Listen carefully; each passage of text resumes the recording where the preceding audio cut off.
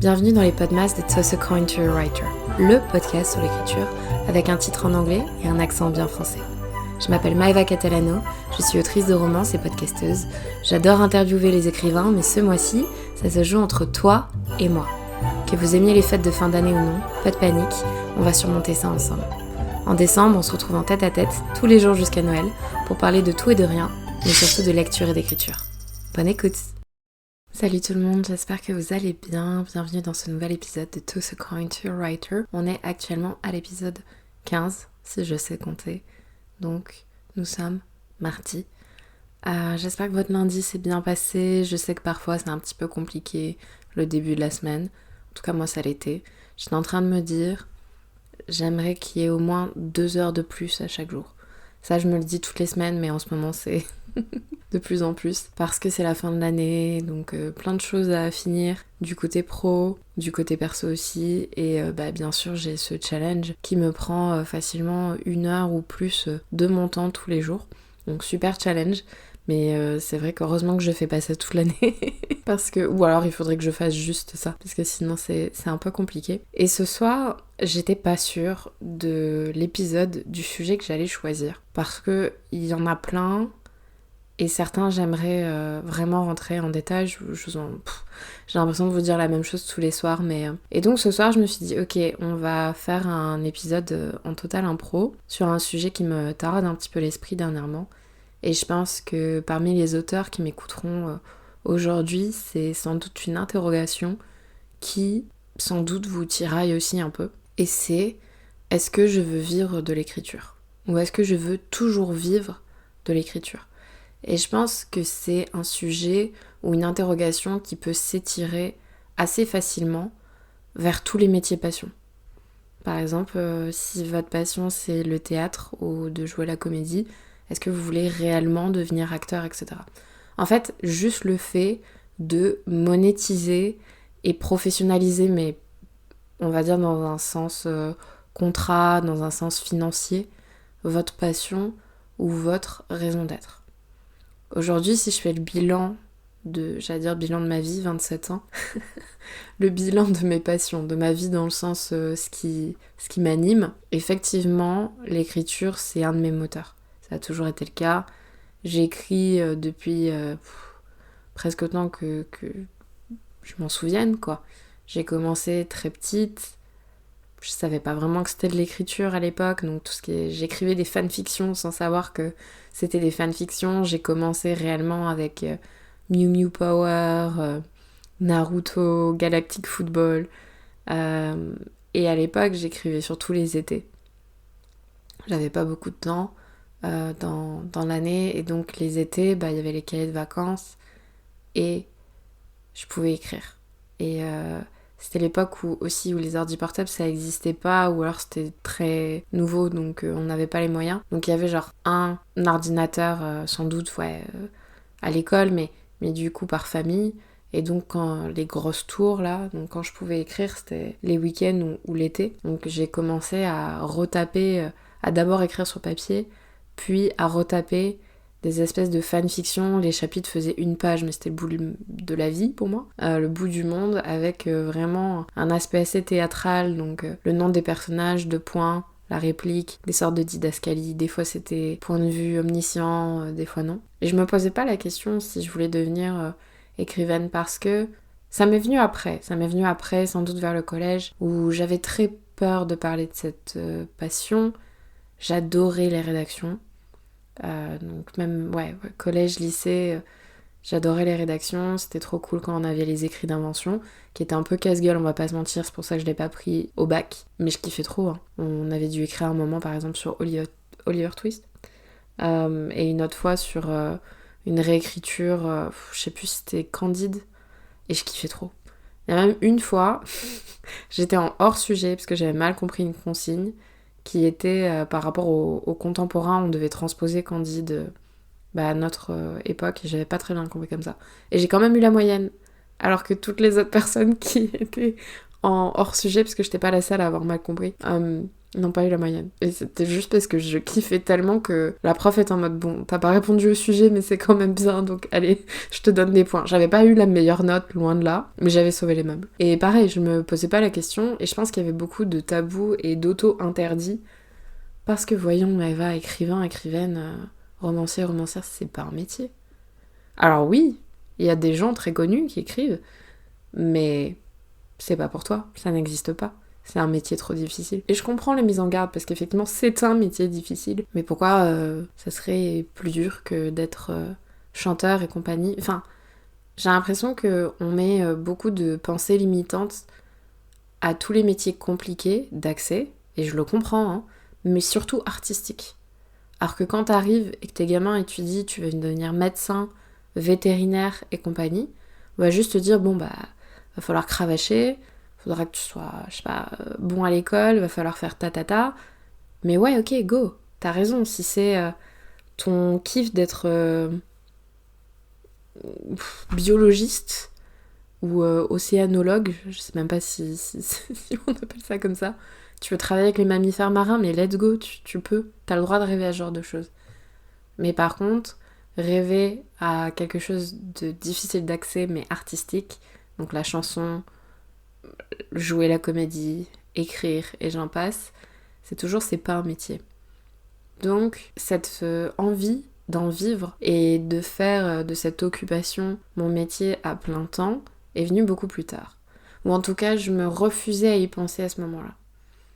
Puis c'est quelque chose que j'ai nourri, c'est vraiment un rêve. Et puis vient les premiers contrats.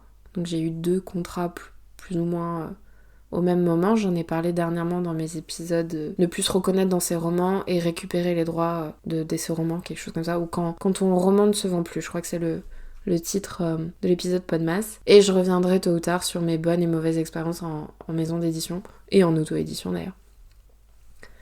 Et c'est vrai que les contrats, ça fait quelque chose parce que tu touches du doigt ton rêve, même si finalement tu te rends bien compte par rapport au pourcentage, aux droits d'auteur et ce que tu touches par an que bon, ça va faire un petit argent de poche, mais c'est pas ouf. Et quand j'ai testé l'auto-édition, donc bien plus tard, en fait, je me suis rendu compte que c'était énormément de travail, dans tous les cas, hein, que ce soit en maison d'édition ou en auto-édition, les deux demandent énormément de travail. C'est un métier qui peut être solitaire, même si heureusement il y a plein de communautés et on se rend compte de plus en plus, donc c'est la beauté des réseaux sociaux. Je pense que c'est beaucoup moins solitaire qu'avant. Mais ouais, c'est un travail monstre. Et des fois on est fatigué. Et là je pense que je suis dans ma phase, je suis crevée. Je suis vraiment crevée. Et quand j'ai touché mon premier mois d'auto-édition, j'étais restée bête parce que c'était 10 fois ce que j'avais pu gagner en maison d'édition en 1 an. Parce que mon livre Lionheart avait fait un énorme démarrage, donc ça s'est stabilisé très vite. Hein. J'ai pas fait des mois comme celui-ci très souvent, si ce n'est peut-être même jamais, faudrait que je regarde les chiffres. Mais c'est vrai que comme c'était la première fois, je me suis dit, ok, waouh, c'est pas encore assez pour en vivre, mais on s'y approche. Est-ce que je tiens un truc, quoi? Mais c'est vrai qu'après, tout de suite, il y a le problème et la pression du rythme. Parce que tu sors un premier tome, et il faudra le deuxième, et il faudra le troisième. Là, pour moi, c'était des réécritures, donc ça allait un petit peu plus vite pendant 2 ans. Entre 2021 et quasi 2023, j'ai enchaîné pas mal de livres. Donc réécriture ressortie de cette trilogie, et 2 livres, romances que j'ai écrits entre-temps, dont un que j'ai, pareil, c'était une recorrection finalement. Et quand tu vois très rapidement, hein, de toute façon, quand tu t'éloignes, quand tu prends des vacances, quand là j'avais pris 3 mois de pause, ça se ressent sur la communication. Alors d'un côté c'est rassurant parce que ça veut dire que mes livres, si je fais de la com autour et que j'en parle autour de moi et que je fais du storytelling et que je parle de moi, va avoir des ventes. Donc je le fais pas pour rien. Mais de l'autre, ça veut aussi dire que si tu prends des vacances, c'est compliqué de suivre. Et c'est pour ça que beaucoup d'auteurs aussi se diversifient. Hein. Bon, il y en a qui ont des centaines presque de sagas, de séries différentes et qui s'en sortent très bien, que ce soit en auto-édition ou en maison d'édition. D'autres qui maintenant font des formations, ont d'autres on fait d'autres choix en fait pour monétiser l'écriture, mais qui n'est pas 100% lié à la vente des livres, ce qui est super intelligent en soi. Mais encore une fois, c'est énormément de travail. Et aujourd'hui, je me pose la question, j'abandonne pas mon rêve, j'ai pas envie de dire... Au début, je voulais peut-être appeler cet épisode « J'ai baissé les bras » ou « Est-ce que j'ai baissé les bras ?» Et je pense pas, je pense que comme tout rêve, on a tendance à changer. Enfin, par exemple, quand j'étais gamine, oui, je voulais devenir écrivaine, mais je voulais devenir dessinatrice Disney aussi. Donc j'ai toujours aimé l'art. Après, je me suis rendu compte que j'adorais dessiner, et c'est un truc qui me manque d'ailleurs, je l'ai pas fait depuis quelques années. Je gribouille de temps en temps, mais pas comme avant. Mais je m'étais renseignée sur les études, j'avais fait des portes ouvertes, et c'est un rythme tellement soutenu que je me suis dit que je l'avais pas en moi en fait. Que c'était vraiment une passion, mais que j'allais m'abîmer à vouloir en faire un métier. Et je tire tellement mon chapeau aux illustrateurs et illustratrices, et aux animateurs, animatrices, donc pour les films et compagnie, je trouve ça tellement hallucinant. J'ai voulu devenir quoi aussi ? Prof d'anglais, prof de français, ça dépendait si c'était à l'étranger ou en France. Et je l'ai été pendant quelques temps, mais pareil, ça a changé, je me suis rendu compte de certaines choses sur moi. J'ai voulu devenir interprète aussi. Je l'ai été plutôt bénévolement que payé, même si j'ai fait quelques trucs en freelance. Et pareil, la traduction, c'est ultra compliqué et ça demande beaucoup. Et je pense qu'à chaque fois qu'on ouvre une porte, il y en a une qui se ferme. Et à chaque fois qu'on ferme une porte, il y en a une autre qui s'ouvre. Donc j'ai dit au revoir pour l'instant à ces occupations, à ces métiers, puisque je fais quelque chose de totalement différent.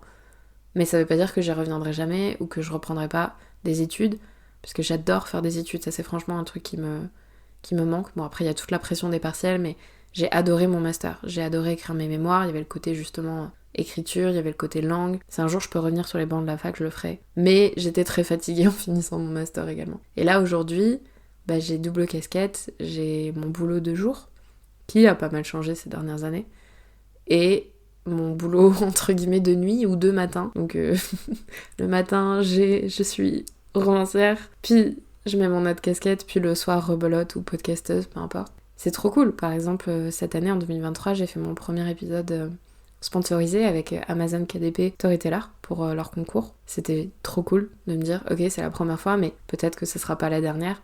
Peut-être que c'est un filon, entre guillemets, que je pourrais développer. Est-ce que je m'imagine podcasteuse à plein temps ? Pourquoi pas. Pas à plein temps dans le sens où mon podcast est lié à l'écriture, donc les deux vont ensemble. Si je me consacre à ça en plein temps, il y aura l'écriture au milieu, ça c'est sûr. Mais des fois, je me pose la question, et je sais que j'arrêterai jamais d'écrire, parce que écrire c'est comme respirer. Donc peu importe si je suis payée pour faire ça, je suis pas payée pour respirer, on est d'accord. Mais c'est cool de l'être, n'est-ce pas ? C'est cool quand c'est un bel argent de poche ou un bon complément ou la moitié d'un salaire. Mais c'est aussi cool de me dire que toute ma vie ne dépend pas de ma création. Donc c'est pour ça que j'ai toujours le cul entre deux chaises.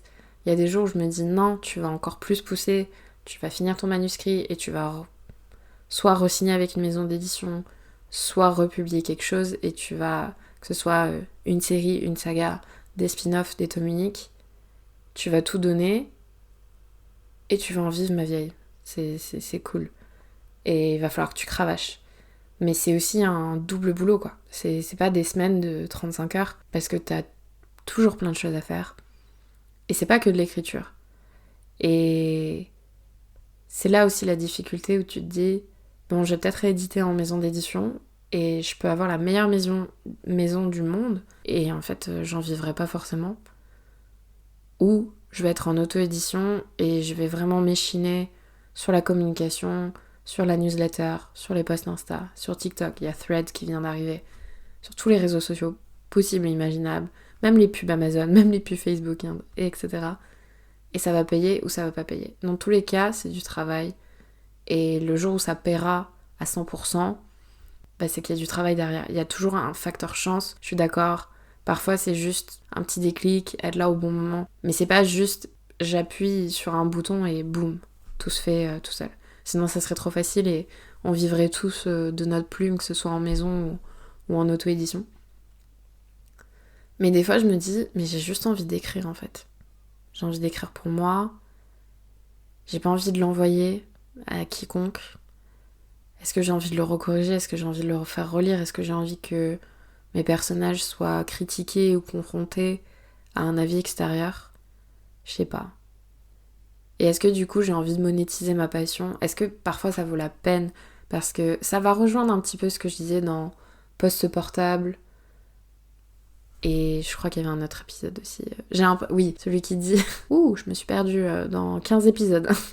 Celui qui dit j'ai peur de ne plus intéresser les gens. Parfois t'as l'impression de parler à un mur. Là c'est littéralement ce que je suis en train de faire. Hein. J'ai mon ordi et derrière il y a mon mur, donc j'ai mon micro. Mais parfois tu t'es en train de communiquer et tu sais pas si quelqu'un va t'entendre. Et c'est pareil avec les livres. Donc il y a toujours ce côté... je sais que c'est un truc d'artiste, mais... Tu veux que personne n'entende parler de toi, surtout pas tes proches. Tu veux pas qu'ils lisent tes romans. Tu veux pas qu'ils dissèquent tes pensées et ce que tu aurais pu mettre de toi dans les livres. Et qu'on te pose plein de questions gênantes, peu importe les scènes sur lesquelles ils ont tiqué. Et en même temps, t'as envie de partager ton amour, parce que c'est une partie de ton cœur, avec les autres. Et tu mets un prix dessus. Et j'aime pas du tout ce côté artiste meurtri. Ouais, c'est genre l'écrivain maudit, quoi. Non, c'est ton travail aussi, t'as le droit d'être payé pour ça, bien évidemment. Et c'est pour ça que les droits d'auteur, c'est important, que les contrats, c'est important, que connaître toute la machine et tout le circuit du livre, c'est important, peu importe si on est en édition traditionnelle ou indépendante, parce que tout travail mérite salaire. Ouais, je sais pas, je pense que je vais tourner un petit peu en rond ce soir. Donc je vous renvoie la question. Si vous avez une passion, c'est pas forcément l'écriture, est-ce que vous voulez en vivre? Pourquoi? Est-ce que vous aussi vous avez des hauts et des bas? Est-ce que le lundi vous êtes en mode je vais tout déchirer, un peu comme Luffy de One Piece? Genre vous voulez trouver votre trésor, d'accord? Vous êtes en mode je vais vivre de ma passion. Je sais pas si c'est dans une semaine, dans un mois, dans un an, dans 10. Et si ça prend toute ma vie, ça prendra toute ma vie. Mais je vais vivre de ma passion. Ou alors, plutôt, je me laisse porter par le vent, par les marées, par l'eau, et toutes les métaphores qu'on peut trouver par rapport à un bateau pirate. Et je vis de ma passion, je prends autour de moi ce qu'il y a à prendre, dans le sens les rencontres, la camaraderie, les belles opportunités, mais je me mets pas la pression pour trouver mon trésor. Et effectivement, si ça me prend une vie pour le trouver, c'est ok. Parce que je me mets pas de barrières, je me mets pas de pensées limitantes. Et je me mets pas surtout de calendrier ou de date butoir. C'est un objectif lointain et je veux pas me crever et je veux pas me dégoûter pour l'atteindre. Et je pense qu'on va venir sans doute dans un autre épisode également sur la difficulté ou la peur, parce que c'est vraiment un rêve tellement poussé et tellement collectif aussi. Je veux dire, devenir écrivain, ça va revenir sur le côté je veux être publié, d'accord ? On a plusieurs échelles. Il y a des gens qui veulent être publiés, que ce soit en auto-édition ou en maison. Et la première étape, c'est finir leur livre. Ensuite, c'est le recorriger et compagnie. Il y a plein de formations sur le sujet. Au début, il n'y en avait pas beaucoup, mais voilà. Et donc, la deuxième étape, c'est être payé pour ça. Gracieusement ou non, ça, c'est un autre débat. Et franchement, le monde serait meilleur et il y aurait plein d'arc-en-ciel et de petits poneys et des licornes si on pouvait tous gagner au moins un SMIC chaque mois en écrivant, mais c'est pas le cas. Et ça me fait mal parfois de voir que y a une souffrance qui s'en découle un peu, quoi. Mais en même temps, faire un boulot pendant tellement de temps qui ne nous plaît pas, ou... Je parle pas de mon cas personnel, hein, là je parle en général, ou qui nous anime moins que l'écriture, ou toute autre passion, notre passion à nous, c'est aussi dommage, parce qu'on passe la majorité de notre semaine en refoulant un peu notre créativité, quoi. Donc voilà, il n'y a pas de début, il n'y a pas de fin à cette question, il n'y a pas de réponse surtout. Là, ce soir, si je devais vous répondre, je serais en mode, je suis fatiguée et je veux écrire. Je sais pas si je veux vivre de l'écriture, mais en tout cas je veux continuer à écrire et je veux continuer à partager et je veux continuer à vous parler de mes livres et je veux continuer à développer ma plume. Et si l'argent vient avec ça, c'est trop cool. et j'en serais très contente. Et je le réutilise pour écrire encore plus et publier encore plus et payer des artistes et des correcteurs et compagnie. Bref, vous connaissez la machine. Ça serait ma réponse de ce soir. Reposez-moi la question la semaine prochaine et je vous dirai si c'est le cas ou non. On se retrouve demain pour un nouvel épisode et de nouvelles aventures. Salut! Merci encore d'avoir écouté cet épisode de Toss a Coin to Your Writer. N'hésitez pas à laisser des petites étoiles ou un commentaire d'ailleurs sur votre plateforme de prédilection comme Spotify, Apple, Deezer ou autre et de m'envoyer une capture d'écran sur Instagram à Maeva Catalano ou à Toss a Coin to Your Writer. Je vous mettrai les liens en description. Je tire au sort une personne toutes les semaines de décembre pour gagner un de mes livres. Bonne chance et on se retrouve demain pour un nouvel épisode. Salut!